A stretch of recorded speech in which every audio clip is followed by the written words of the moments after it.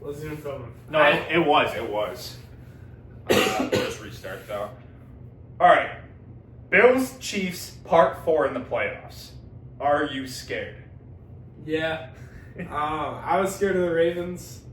That was at home. Now we're going to Arrowhead to play the Chiefs for the fourth time. We're 0-3 against them in the playoffs. For a trip to the Super Bowl on the line.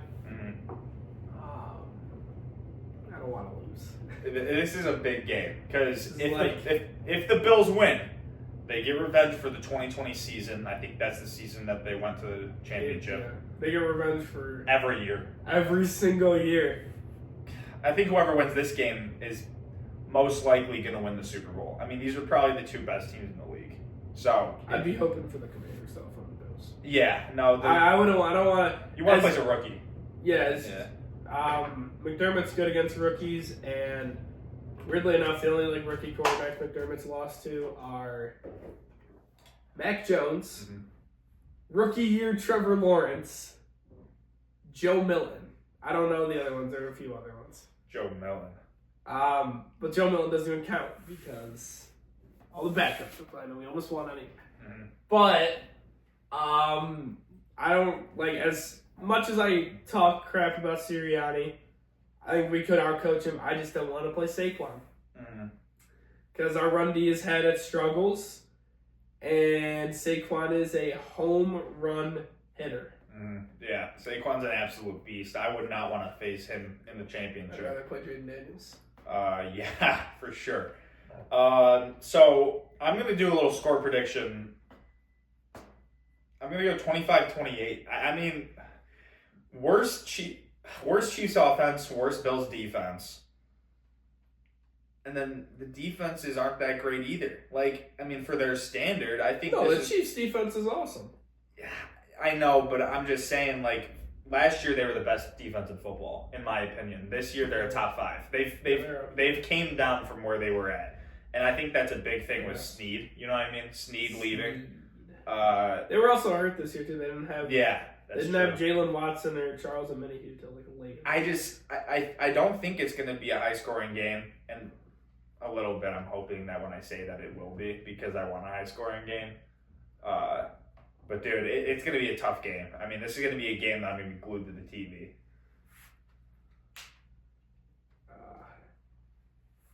You want me to give my score prediction? Yeah. Wait, who do you have winning? You didn't even say you had winning. Obviously the Chiefs. The Bills have never beat them. We beat them this year. In the playoffs.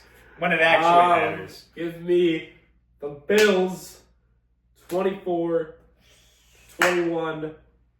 Tyler Bass game-winning field goal. Oh my god. Yes, sir. That'd be awful. I hope that doesn't happen. That'd be awesome. That'd be such a bad game, though. I never get score predictions right. I'm barely ever close. I think the only one I've ever gotten right was Michigan, Washington. That was the only every time I've actually gotten it right. And I think I was off by a touchdown for Washington, and I think I got Michigan's right. I don't know. I never get those predictions right. I'm bad at those. It's so hard to predict. I just don't know. So the NFC Championship, you got Commanders, Eagles. What a matchup! I mean, this is going to be a sick game. You have Daniels and Saquon, AJ Brown, McLaurin. It's going to be so fun. I'm so excited for both of these games. I'm going to go Saquon, 2 touchdowns, 150 yards, obviously. He does his thing. It's not enough. Washington, with their rookie quarterback, goes to the bowl, 31-28. This is actually pretty easy for me. Eagles win 31-17. It's a good prediction. I don't think the game's going to be close that long. I think they'll start close, and then the Eagles will pull away. That's kind of been a theme for the playoffs so far for the Eagles. They've had slow starts, and they start to pick up as the game goes on. And that's exactly what will happen. The game's in Philadelphia. That's a huge indicator. And if you look at last time, the Eagles and Commanders played in Philadelphia, I don't remember the exact score, but it wasn't that close. And even when they played each other in Washington, Jalen Hurts got hurt really early. And they almost lost to the Kenny Pickett-led team, which, I mean, it was really just a Saquon-led team. Mm. But I think Washington has had a great run. They're an awesome team, and they have a great future, but I just think I don't see a world where the Washington Commanders make the Super Bowl this season. Yeah, Hopefully they do. I'd rather the it'll Eagles not make it. So I like Saquon. So my Super Bowl prediction is Washington, Kansas City. Landon's is Bills, Philadelphia. That's... You don't want those two cities in the Super Bowl. No. No matter who wins the city. Buffalo, Philly would be such a toxic game, dude. Oh, I know. Oh. No matter... They're going to blow up their city if they win. They're going to blow it up if they lose, too. Lastly, we have a quick segment. Just a quick brief. What does a Super Bowl do for your franchise? So go through the 4 teams. What does it do for the franchise? For the Chiefs, I think it does the least thing they've seen back-to-back. Obviously, they're going to love it. I mean, no team has ever three-peated before. But, I mean, I think for the Chiefs, it's like, oh, we won the Super Bowl again. Yeah, I mean, I feel like at some point it's got to get boring, right? I don't know. I've never seen a Super Bowl win. So I don't know how Chiefs fans... No, honestly... It probably never gets boring. If the Dolphins three-peated, I don't think I'd be bored. I don't think I'd be bored if the Bills three-peated either. But Philadelphia... I think, obviously, they're a really passionate fan base, whether they're good or not. Your perspective on that. One guy actually told me to hide in Philadelphia next year. Oh. Or last year. But it's because I was wearing Micah Hyde jersey. A little funny joke. Mm. He said, you better hide. But I don't like Philly fans. Anyway, they're a really passionate fan base. And for the legacies of some of their players, I mean... Jalen Hurts, I think people will probably maybe start to look at him a little more as he's one of the only QBs in the league with a Super Bowl. Saquon continues his potential Hall of Fame career. Yeah. I mean, Offensive Rookie of the Year, could win Offensive Player of the Year this year, probably will. Super Bowl, maybe a Super Bowl MVP in there. 2,000 yards is close to the record. I mean, for a lot of those guys, it's going to leave a big legacy behind for them. And then Nick Sirianni, that kind of like holds his job in place for a few more years to come. Washington, I'm going to the Bills last. Washington, that's gotta mean a lot for that franchise. I mean, they have been really bad for a little bit now, and they'd be the first team to ever win a Super Bowl with a rookie QB. They'd have a rookie head coach winning the Super Bowl. He's been a head coach before, but a first-year head coach this year. And, I mean, for guys like Terry McLaurin, who this could be their only chance. You don't know where Washington's going to go after this. I think they'll keep going up.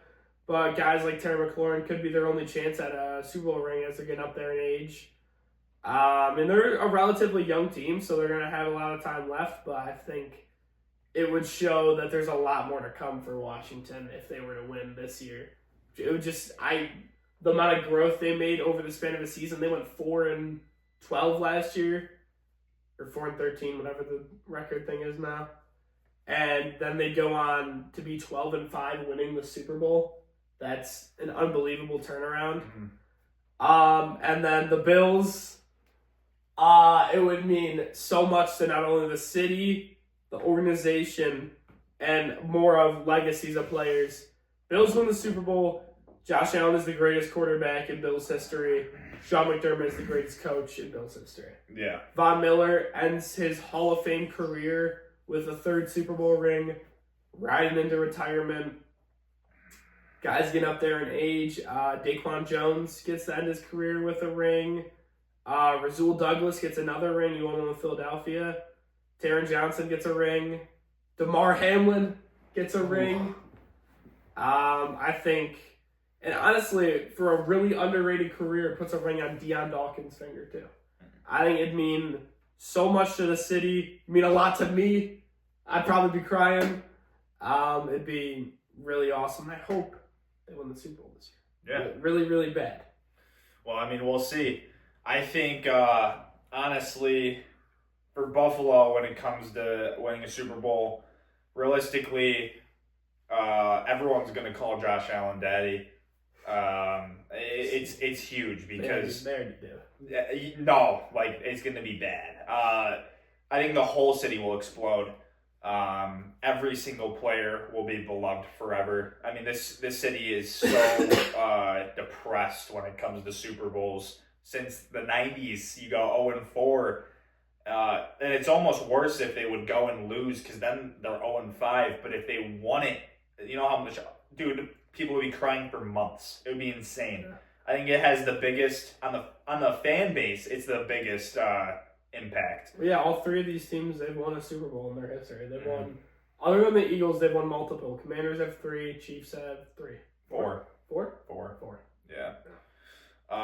Yeah, and then for the Commanders, it's obviously huge. The fans would be immensely happy. Daniels goes down right now. I mean, if he wins the Super Bowl, I think he's easily in the top 3 debate.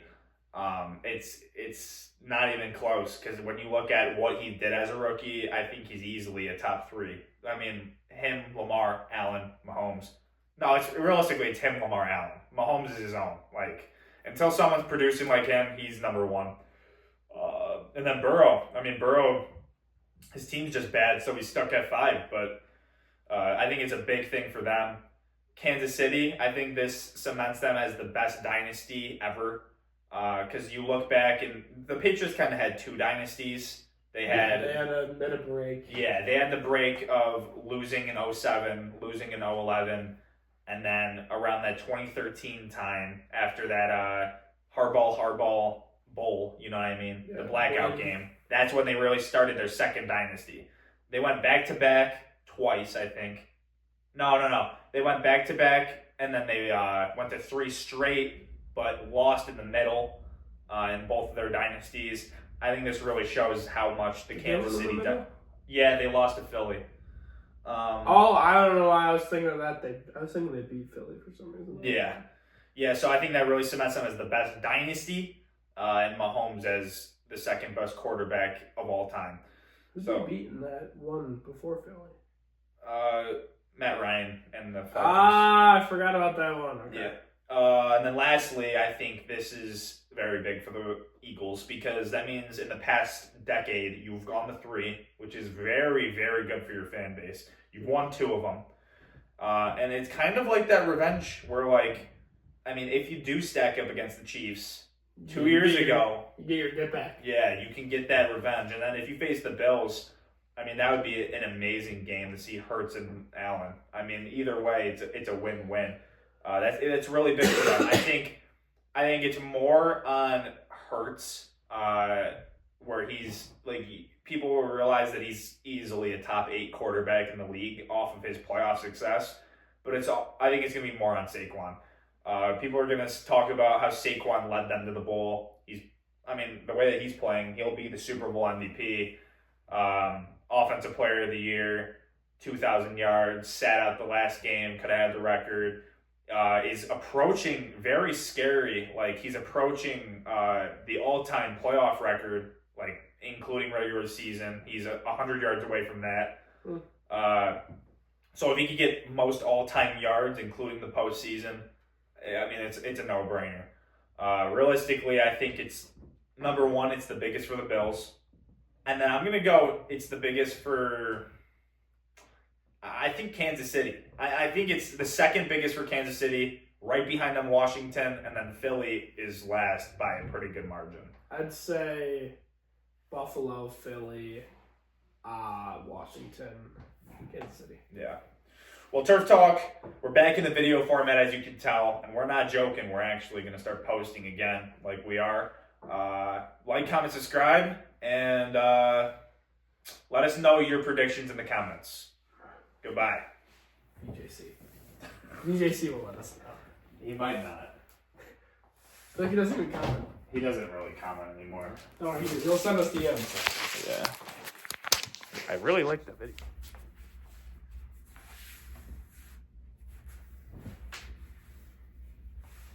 All right.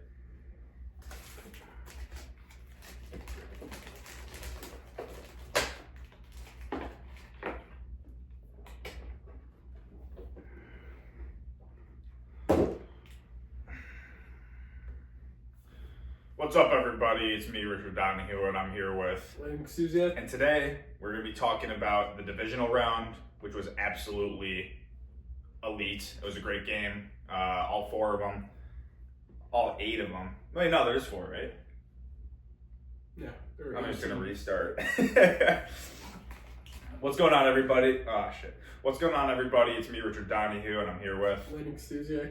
And the divisional round was great. So we're going to talk about that. We're going to talk about the AFC Championship, and then we're going to talk about what a Super Bowl victory would do for the 4 teams still in the run, in the dance. So I want to talk about Bills-Ravens because I see that our retention has a drop-off. Most of the people live in Buffalo. So let's talk about Bills-Ravens. What were your initial thoughts watching the game? The Bills' defense really stepped up. Never in a playoff game did I ever think that the Bills' defense would play better than the Bills' offense.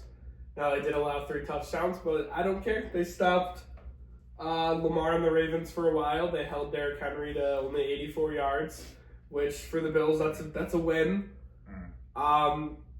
Forced 3 turnovers. Terrell Bernard was great. The pass rush was pretty good, too. Rasul Douglas is looking more and more like a liability every single week. Some health concerns now. Benford, concussion protocol. Rapp went out with a hip injury early. He had a good interception. He did. And then Milano with his hamstring. I'm not too worried about Milano. I think he'll play, and even if he doesn't, even though Milano just came off his best game since coming back, Dorian Williams is a pretty good football player. And Dorian Williams was the starter when we played the Chiefs the first time, so I think we can work it out. But overall, just a great performance from the defense. Offense, very lackluster second half. It looked like since they couldn't get James Cook moving, the offense kind of just slowed down. That was a little worrying. But Mark Andrews saved the day for the Bills. Dropped a pass, even though the Bills still had 1:30 left. They still would have won the game, in my opinion, but it was a pretty good game. Yeah, so unfortunately my notes are acting up, so I'm going to be kind of like a stat guy for this. Chase. 18 for 25, 254 passing yards, 2 TDs, and 1 pick. In my personal opinion, I think Lamar Jackson broke some narratives. I think he played a really good Bills defense, and I think he performed great. I mean, you look at it, he almost had 300 yards, 2 touchdowns. That pick was bad. I don't know if His fumble was pretty bad, too. The fumble was bad, too. The whole thing, though, that I'm seeing is like, okay, I can understand the fumble, right? You're in cold weather. Obviously, you can't have that. He's just scared of DeMar Hamlin. I don't know if anyone's scared of DeMar. Maybe Tua, but other than that... You shouldn't be scared of DeMar. DeMar's a beast. Dude, the DeMar Hamlin stuff, dude. Oh, my gosh. Dude, people hate DeMar Hamlin because he didn't die. That's actually that's like unbelievable. Angelo. Exactly, like Angelo. Angelo's a good point. Yeah, Lamar, realistically, down the stretch, though, he put them in the position to go in the overtime. Where I understand he made mistakes throughout the game.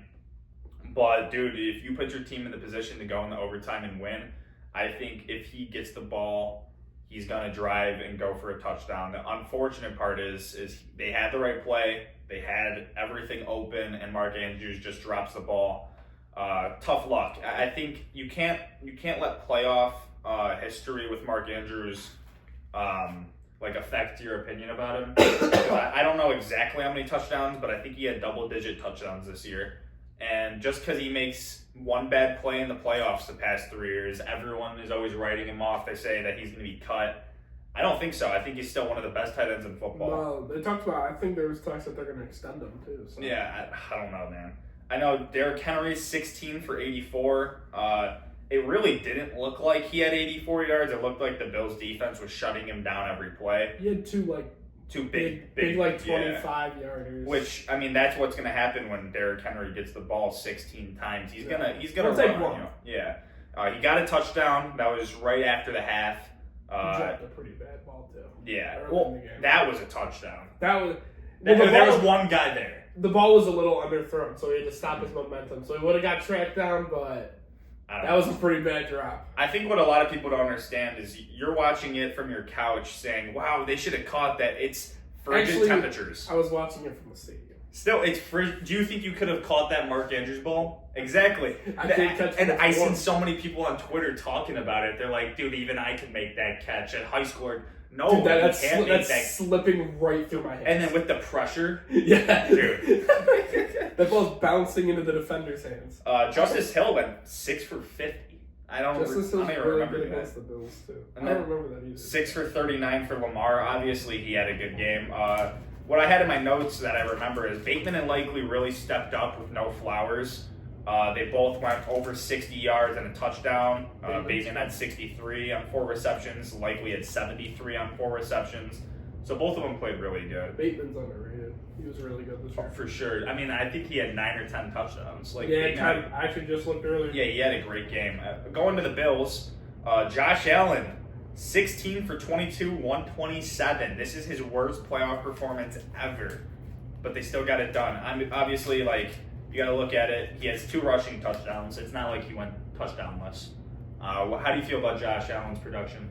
I'm not worried. If you look at like the advanced metrics and where the ball was thrown and where the plays were, the whole game plan was short passes. For some reason, we ran a 3rd and 5 screen pass to Dawson Knox. I don't know. It was a bubble screen. 3rd and 5 to Dawson Knox. I don't know why we did that. Oh yeah, he cost me $150. Dawson, 4 receptions, Dawson? Really? You can't get 4 receptions? It's playoff Dawson Knox. He gets 1. Dawson Knox won me like $150 a few years ago. Dude. Anyway, I think the game plan was kind of dink and dunk, slowly move down the field, control the ball. And that's what the Bills did. They moved down the field slowly, and when they got in the end zone, they scored. And that's probably why they won the game. Yeah, and I noticed James Cook, kind of a lackluster game from him. Yeah. He hit over on his yards per game, but he did not score a touchdown, which is honestly too rare for how he's had his season. He scored a lot. Yeah, going into this season, I was dogging him because he had like 2 touchdowns on the year or something last year.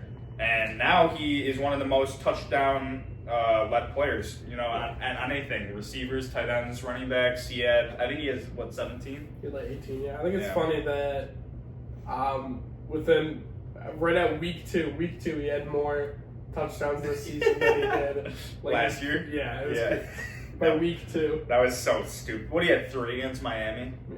Yeah. Ty Johnson had a good game. Ray Davis had a good game. Allen obviously had a great game. Just playing kind of how Jalen Hurts played last week, where you're just playing to win. You're not playing to overperform and like be the hero, which I did see. He almost lateraled that ball on the goal line. That was a little sketchy. He thought about it. Yeah. Khalil Shakir is the wide receiver 1 in Buffalo now. 6 for 67, 13 targets, 0 drops the last 2 weeks.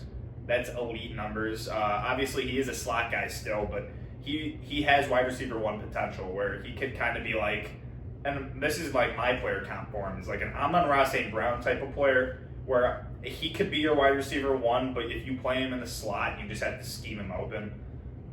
He's kind of the only receiver who did anything, though, because he was leading the team. Second was James Cook with 15 yards, so. Yeah, there wasn't that much separation. Yeah, and then obviously, talk about that rat pick. How excited were you to see Lamar throw his 5th? That was pretty sweet. Yeah. Does this settle the MVP debate? They already voted for MVP. Do you think that this settles it for you? No, because a win is a team stat. Sometimes. Yeah, but I mean, if you look into it statistically, he turned the ball over twice. Josh won the game, but I mean, I don't know. I don't like talking about MVP. It's too confusing nowadays. I get that. Now what I want to talk about is Commanders-Lions because Jaden Daniels threaded it, 350 yards, 2 touchdowns. I mean, talk a little bit about that game. I know you didn't watch it because we were at the Bandits game. I watched a little bit. I watched the end of it. Dude, Josh Burns, 7 goals. Oh my gosh. But yeah, tell me what you think about that game. Like I said last week, key to this game is having a run game. And what did the Commanders have?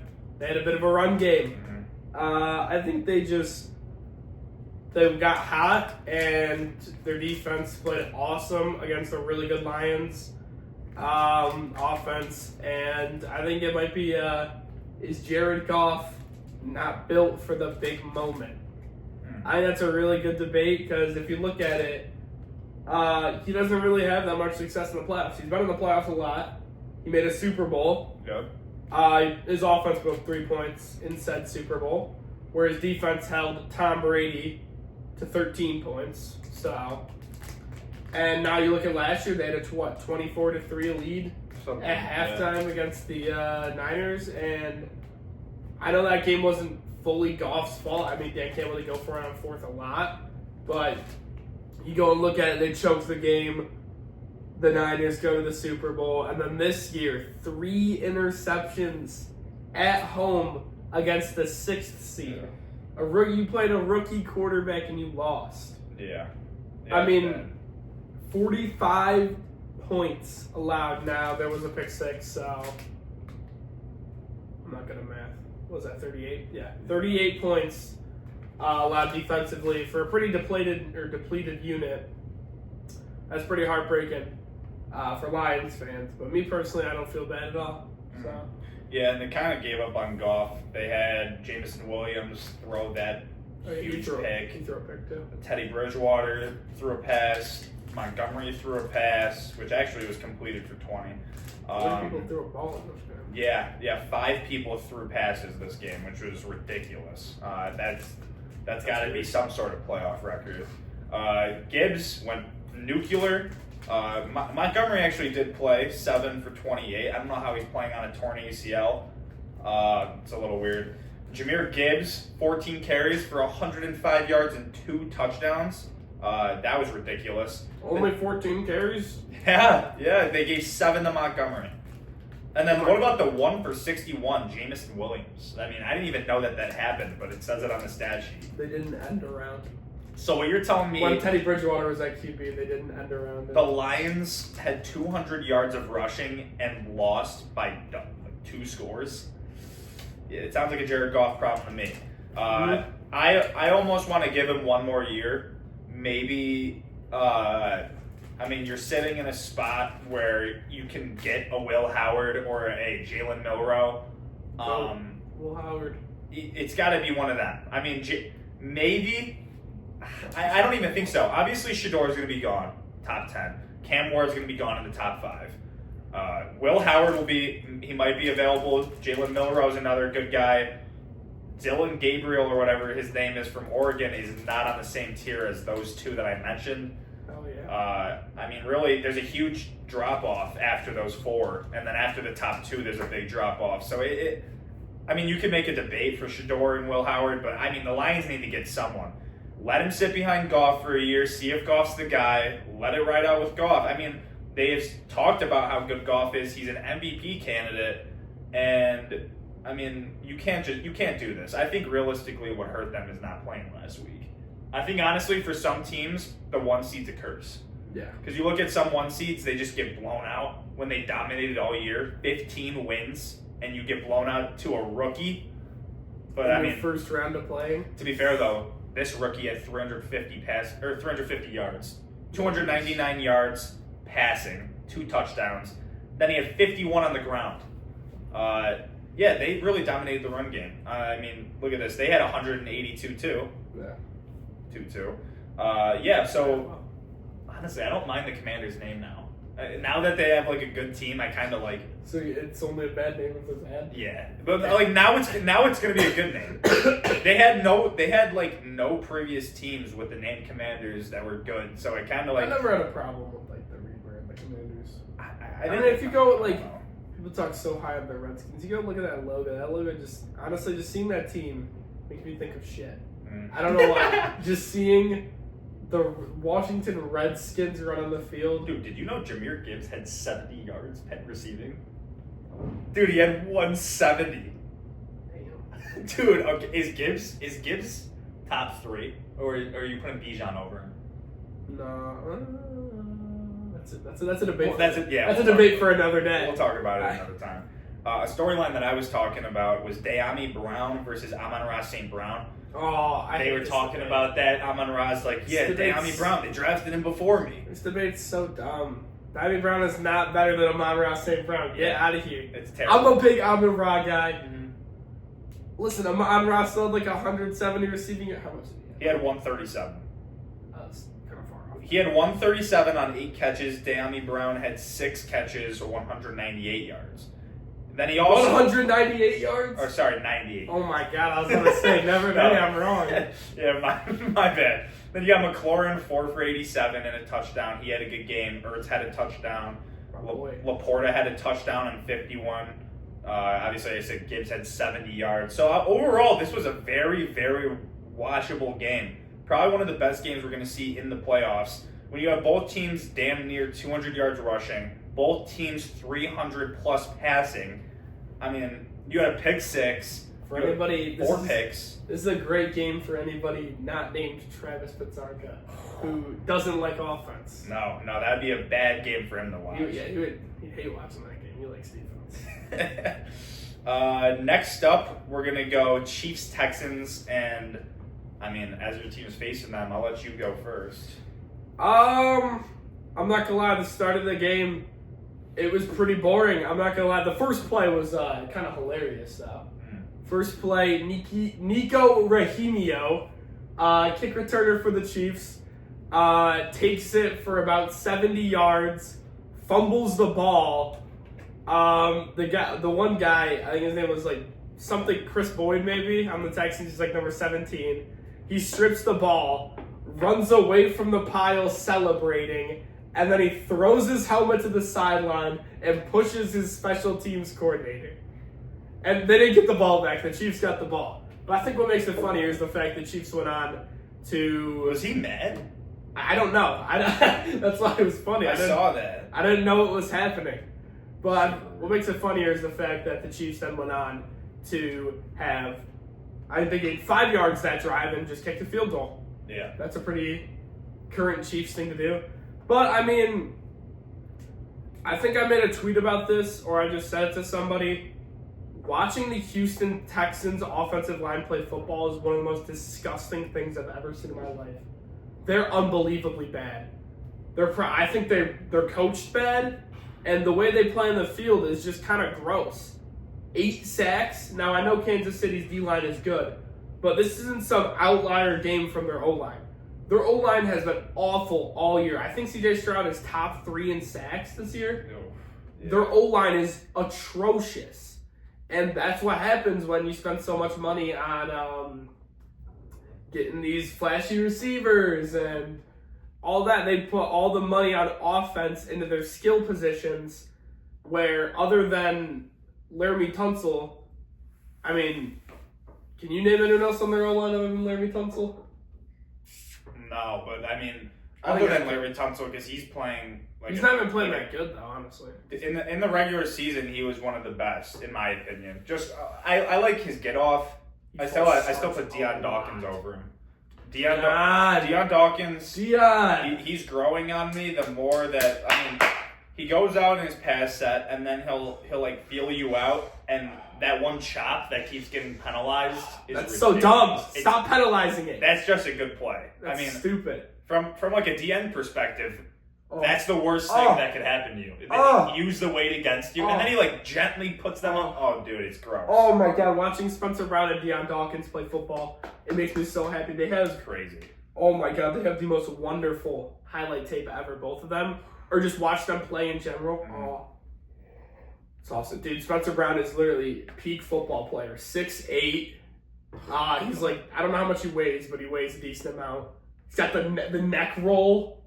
He wears it. Oh my God, I love Spencer Brown. He's so good. And then we got, for this, I just had like a win's a win for the Chiefs. I mean, they don't care how they win. They're Travis just Kelce's winning. back. Yeah, Kelce had 117 and a touchdown. He had that big play.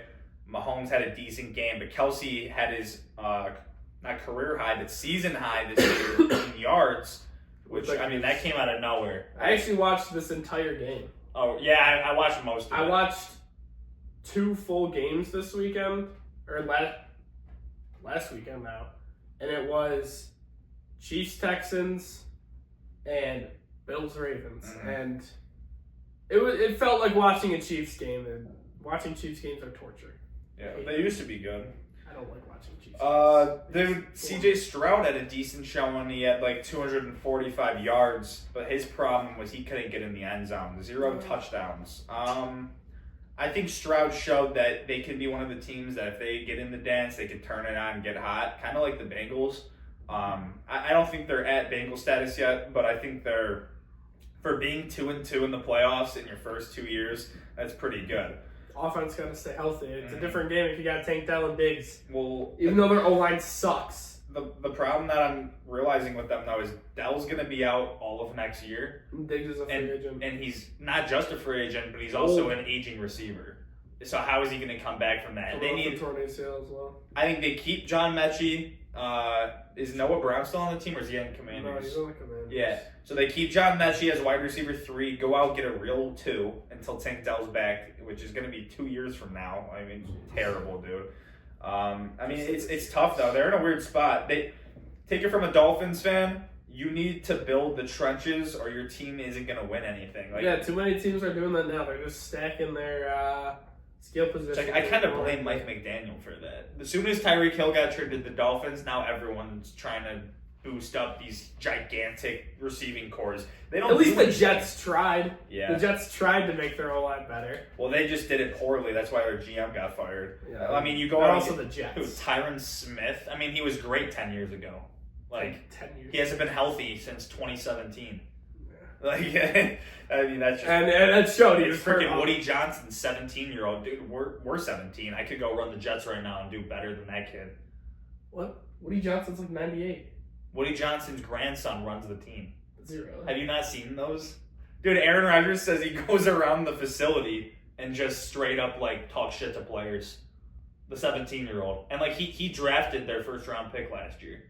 Oh, they took a shot in? Yeah, and he, that's like, a good pick. He's drafted like multiple play. Like it's. Dude, notice how they've had good drafts the past few years. It's maybe weird, this guy's good. I don't know, man. Dude, I hope he stays because keep letting the Jets suck. Dude, I don't know. That kid's drafting pretty good. We'll see. What else? What's the last game that I'm missing? Eagles, Rams. Oh, yeah. Eagles-Rams was an absolute snowfest. Saquon Barkley, 202 touchdowns. Saquon's so good. Dude, and 2 of them... Carried my fantasy team. Both his touchdowns were home runs, like 60-plus yards. Yeah. Ridiculous game from him. You know who else is really good? Puka Nacua. He's an amazing Puka football Nacua player, dude. Oh, my God. He's good at blocking. He has great hands. He finishes. He can run routes. He's fat. He's just a great all-around player. And the fact that he went in like the 6th round or something like that... The 4th. Him and Kyron were both 4th-round picks. Two years in a row, you bang on the 4th. Dude, they're good at drafting late. Look at half that team is late-round picks. Dude, they're good at drafting in general. Jared Verse, Fisk. Man. I mean, I wanted Fisk on the Bills.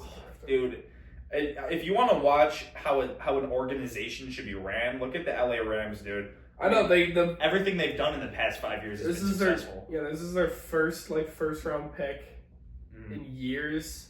And they bang. Yeah, they bang on it. And notice how all their other late-round picks that they've had, because they haven't had first-round picks, bang. It's crazy. They sold everything to win a Super Bowl, what? How many years ago was that now? 3 or 4 years ago? And they won. And they won that Super Bowl. They went 5-12, missed the playoffs. Playoff appearance, playoff loss, playoff appearance, playoff win. Mm-hmm. Division crown as well. They're in the midst of it. That's insane. Yeah. I mean, Sean McVay is one of the best coaches this league's ever seen, honestly. He's only 39 or something, too. I think, the thing with him is he said he was thinking about retiring. He already talked about retiring. Yeah. Which is crazy, because he'd still be, like, what? He'd still be, like, He could probably coach for, like, 30 more years if he wanted to. He's not going to. No, he'll retire after, like, 10. He'll retire. Yeah, he'll retire at, like, 45, honestly. I mean, wait, he talks... You see his brain, too? You remember his plays from, like... 4 years ago, like the exact play, what play he called, what the weather was. Yeah. What he ate for breakfast that day. His brain is insane. I think Hurts is going to be the downfall of them, though. I mean, it's not that he's playing bad. Sirianni is going to be the downfall of that team. Yeah, I think Sirianni's a clown. Hurts can rise to the occasion, but the problem that I'm having with it is, like, I know that if it's Eagles-Chiefs, the Chiefs are going to win because they're going to get outcoached. If it's Eagles, if it's Bills Commanders, I don't know. If it's Bills Eagles, I don't know. But if it's Eagles Chiefs, I'm guaranteeing a Chiefs win. If the Chiefs play anyone, if the Chiefs make the Super Bowl, they already won the game. I'd put so much money on that. I pray that Jaden Daniels can just blow them out. And we'll talk about it later. I think if Jaden Daniels wins the Super Bowl, he's in talks with Josh Allen and Lamar for top 2 in the league. Like, I'm not even joking. Like that, and I don't think that's hot. Like, I don't even think that's that hot of a take. If he goes out in his first year, wins Rookie of the Year, wins a Super Bowl, I'm gonna guess Super Bowl MVP. 950 rushing yards, 3,600 passing, 30 plus touchdowns, under 10 turnovers. I mean, obviously he doesn't have the sample size, but dude, it's going to be hard to argue. Like, I think he's already going to be over Burrow if that would happen, because Burrow had an appearance, but other than statistics, Burrow hasn't done anything. A Super Bowl victory in this era solidifies you, because like how many guys have Super Bowl wins? Aaron Rodgers, Stafford, Mahomes, Tyrod Taylor, Jimmy Garoppolo, Carson Wentz. We're naming a bunch of scrubs. Like, three viable starters, dude. Jimmy Garoppolo is not a starter. Dude, look at his stats from the last game of the season. Ball out. What team is he even on? The Rams. Oh my god. He played with all their backups. Oh. I'm not gonna lie, you were saying all that. I wasn't listening. I was thinking about Cliff Kingsbury. What a job Cliff Kingsbury has done. I think I talked about... I remember talking about Cliff Kingsbury over the offseason.